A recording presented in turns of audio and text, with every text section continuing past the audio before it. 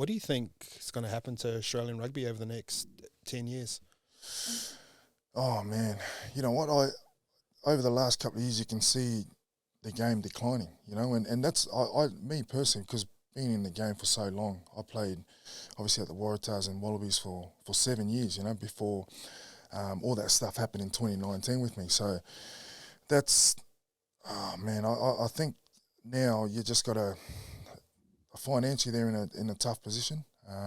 You can see now guys are looking to go overseas and pursue their career elsewhere, you know, and it's just the way I guess the game goes. It's financially, there's guys that stay in Australia for different reasons, and there's other guys that play the game for other reasons, you know, and unfortunately here in Australia, I think the jersey just doesn't have that much of an importance to hold guys here, you know, and there's a balance of how important the Wallaby jersey is, and also the financial opportunity of playing rugby as well, you know. So guys now are starting to balance that out, and they're starting to, you know, a lot of guys now are going overseas, and the game's starting to decline now, which I don't like to see, but I think within Australian rugby that they got to find solutions somehow, and I don't know where the answers is for that.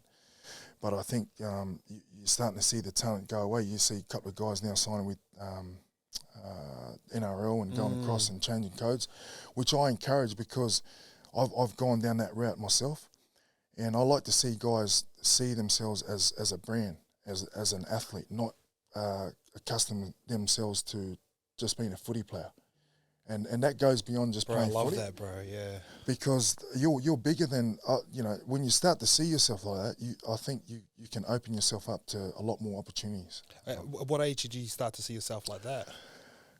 And where did that mindset come from? Is it like looking at someone like Sonny, maybe Carmichael, he was sort of moved similar to you? Benny Teo used to just bounce around, eh? Yeah. Yeah, look, the guys like Sonny and Carmichael and that, obviously we made the switch at a, you know, sort of similar time.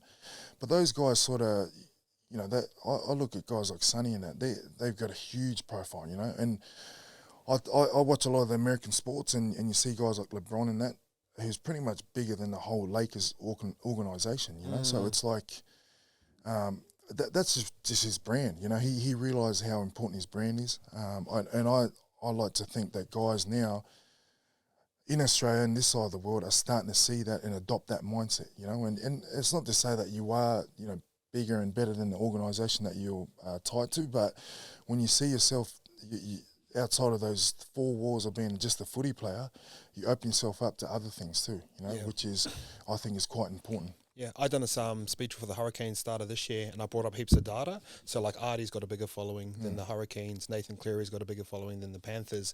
And what I said was that, like, they're not always going to be bigger than the club, because the club's going to go on and your career's going to end. But for that period of time, you need to maximise what you've got, bro. Yeah. You're like way ahead of the curve for that. Yeah.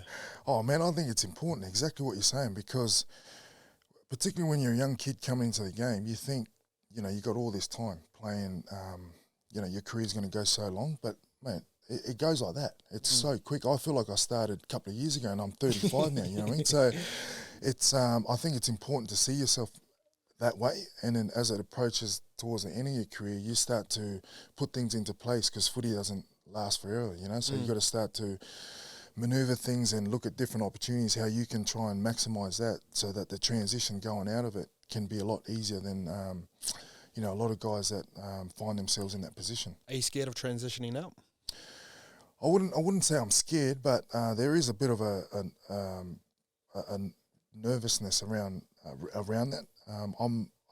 Fortunately I've still got 2 more years on my contract in Japan, and if the body holds up, I'd like to play a bit longer. But I'm already putting things into place where you know, I'd like to go into, obviously with my wife, and yeah, I guess, you know, I want to try and get ahead of that time before it actually comes, you know, so the transition is a lot easier.